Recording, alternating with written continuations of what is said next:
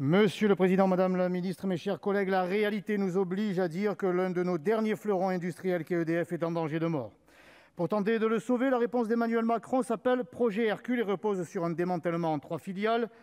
La première, les infrastructures et les activités coûteuses de production pour EDF Bleu, supportées par l'État.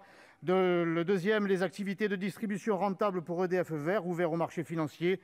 Et le troisième, EDF Azur pour les grands barrages. Il s'agit là simplement de la conséquence du processus de libéralisation-destruction voulu par la Commission européenne, exécuté depuis par tous les gouvernements français qui se sont succédé. En 2000, votre Europe a forcé EDF à devenir une société anonyme. En 2010, la loi NOM impose l'Arenh, l'accès régulé à l'électricité nucléaire historique, qui permet aux concurrents d'acheter à l'opérateur une partie de sa production au prix fixe de 42 € le mégawattheure, un prix inchangé depuis, largement en deçà du marché et qui constitue un véritable boulet financier pour EDF. Notons que le coût de l'énergie aura augmenté de 50% pour les ménages durant la même période, preuve que la concurrence n'est pas toujours synonyme de baisse des prix.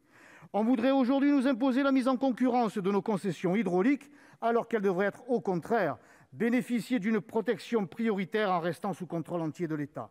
Puisque ce projet fait appel à la mythologie herculéenne, osons nettoyer les écuries de Bruxelles.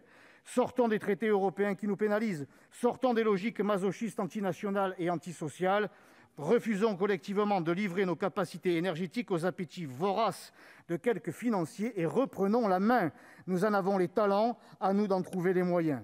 EDF, deuxième producteur d'électricité au monde, nous assure une électricité parmi les moins chères en Europe et les moins dispendieuses en gaz carbonique de tous les pays développés. Il ne s'agira donc pas d'un retour en arrière avec un État impotent, mais de se projeter dans le futur avec un État stratège, protecteur, qui permettra aux hommes et aux femmes d'EDF de piloter, d'innover et donc de pérenniser leur entreprise, de garantir le statut des agents, tout en fournissant dans le meilleur respect de l'environnement la même qualité de service à leurs clients. Pour assurer sa compétitivité, les défis d'avenir exigent de tourner le dos aux talibans verts coupés des réalités économiques et réellement écologiques.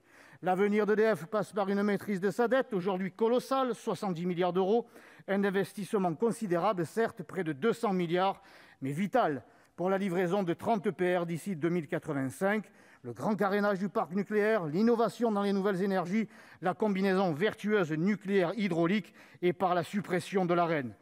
Les Français ne doivent pas subir les coupures, les blackouts que tous les pays du monde subissent aujourd'hui pour avoir cru à l'hérésie, à l'idiotie que l'énergie était un bien marchand comme un autre. L'énergie, madame la ministre, n'est pas un bien marchand sur lequel on peut spéculer à l'envi. C'est une garantie d'indépendance et donc de protection nationale. Elle ne saurait donc être laissée entre les mains d'idéologues et de financiers. Par conséquent, pouvez-vous nous dire, madame la ministre, si d'autres scénarios que ce projet Hercule ont été envisagés par le Gouvernement pour sauver EDF ?